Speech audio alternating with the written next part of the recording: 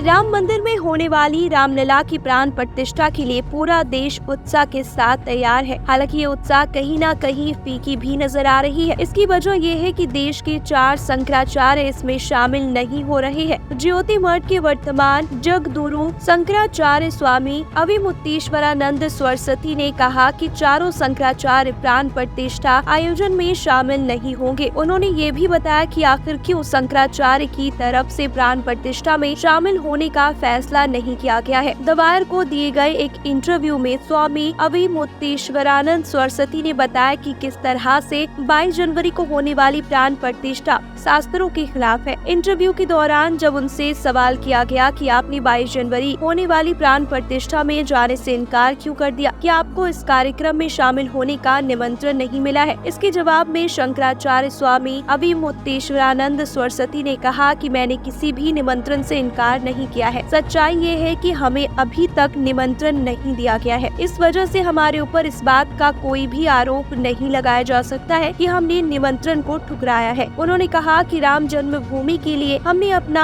कर्तव्य पूरा किया है और हम इससे संतुष्ट हैं। स्वामी अविमुक्तेश्वरानंद सरस्वती ने कहा कि अगर हमें निमंत्रण मिला भी होता तो हम वहाँ पर नहीं जाते। उन्होंने बताया कि हम वहाँ इसलिए नहीं जाते हैं क्योंकि अगर शंकराचार्यों के सामने कोई चीज अशास्त्रीय होती है तो उसे स्वीकार नहीं किया जा सकता है। स्वामी अविमुक्तेश्वरानंद ने कहा कि हम लोग चाहते हैं कि जो भी कार्य हो वो शास्त्रों के मुताबिक ही हो। भगवान ने भी कहा है कि चीजें शास्त्रों के मुताबिक होनी चाहिए और सभी विधियों का पालन होना चाहिए। वहीं जब शंकराचार्य स्वामी अविमुक्तेश्वरानंद से सवाल किया गया कि अब तक राम मंदिर पूरी तरह से तैयार नहीं हुआ है, यहाँ तक कि मंदिर का शिखर भी बनकर तैयार नहीं हुआ है, क्या शास्त्र अधूर मंदिर में प्राण प्रतिष्ठा करने से मना करते हैं? इस सवाल का जवाब देते हुए स्वामी अविमुक्तेश्वरानंद ने कहा, हमारे सभी शास्त्रों में ये बात कही गई है कि मंदिर भगवान का शरीर होता है। प्राण प्रतिष्ठा मूर्ति में नहीं होती है बल्कि ये मंदिर में होती है। मंदिर जो है वो दैवीय रूप से यानी वह भगवान का शरीर है, मूर्ति जो है वो आत्मा है। शास्त्रों की दृष्टि से